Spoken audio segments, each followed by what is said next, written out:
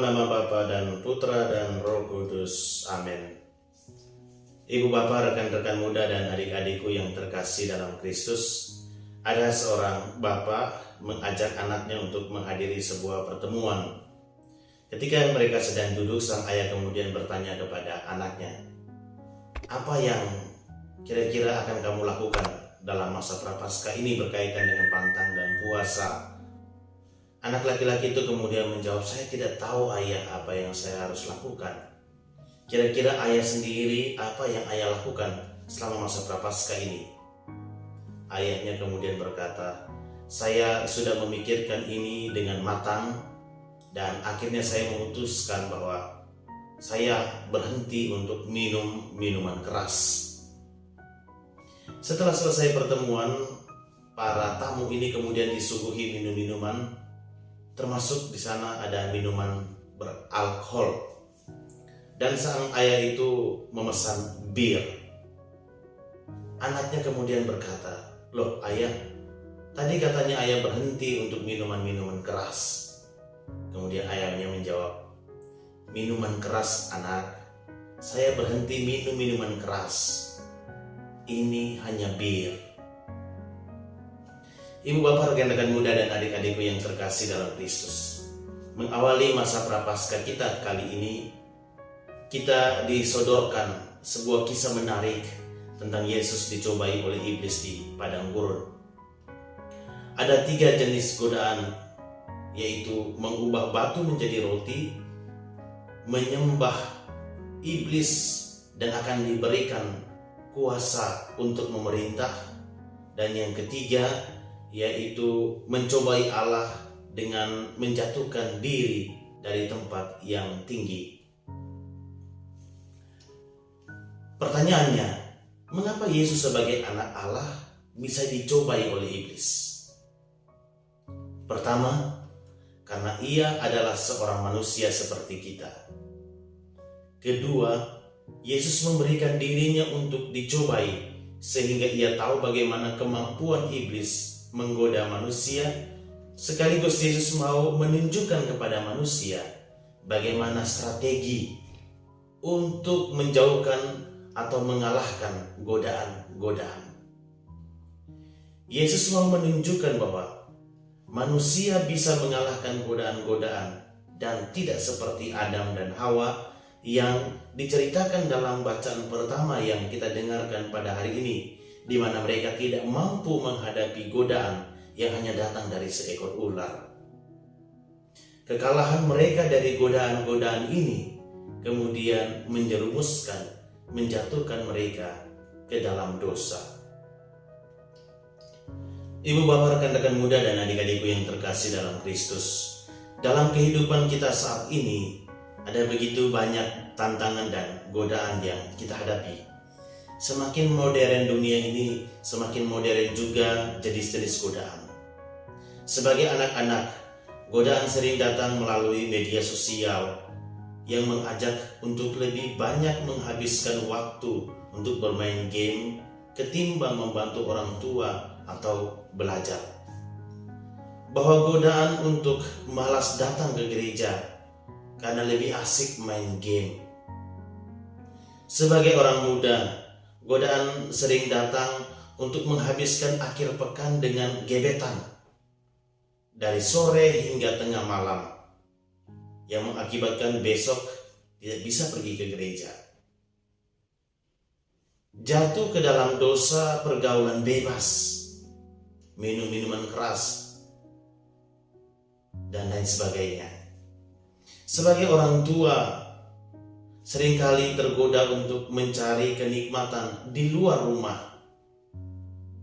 kebahagiaan, kesenangan di luar rumah sendiri, menghabiskan waktu dengan rekan-rekan kerja, teman-teman, sampai larut malam, sehingga tidak punya waktu yang banyak bersama dengan keluarga. Pemborosan terhadap uang hanya untuk menjaga penampilan dan kenikmatan saat yang lainnya. Akhirnya timbul kecemburuan, pertengkaran yang ujungnya bisa membawa kepada perceraian. Dan masih banyak lagi jenis-jenis godaan modern yang mungkin saya sendiri tidak pernah alami dan tidak pernah saya ketahui, tapi Bapak Ibu saudara-saudari bisa mengalaminya di luar sana. Di dunia ini tidak ada tempat yang tidak ada godaan. Godaan selalu ada di mana-mana. Bahkan di dalam gereja pun ada godaan. Godaan untuk tidur ketika sedang perayaan Ekaristi. Godaan untuk membuka handphone ketika sedang perayaan Ekaristi. Godaan untuk menilai penampilan orang lain yang datang ke gereja dan lain sebagainya. Kita tidak bisa lari dari kenyataan dunia ini. Mau tidak mau, suka tidak suka, kita harus menghadapi kenyataan dan berjuang untuk tidak boleh jatuh dalam godaan yang menyesatkan. Dalam bacaan kedua yang kita dengarkan pada hari ini, dikatakan bahwa Adam dan Hawa telah menjadikan kita sebagai orang berdosa. Tetapi Yesus telah menjadikan kita sebagai orang-orang yang dibenarkan, yang dibebaskan dari dosa. Maka janganlah kita kemudian menjatuhkan diri kita sendiri kembali ke dalam dosa. Gambaran Adam dan Hawa yang jatuh ke dalam dosa atau jatuh ke dalam pencobaan menggambarkan bahwa kita manusia itu punya kelemahan yang sulit untuk menolak godaan.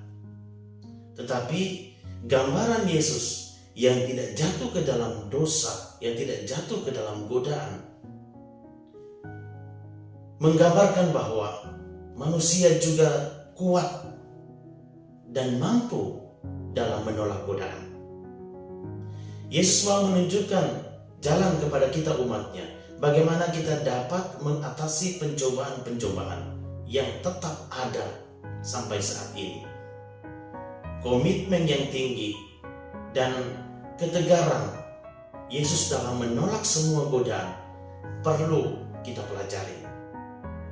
Kita masih sering seperti ilustrasi awal tadi, masih mudah untuk jatuh dan mencari alasan untuk pembenaran terhadap kesalahan kita.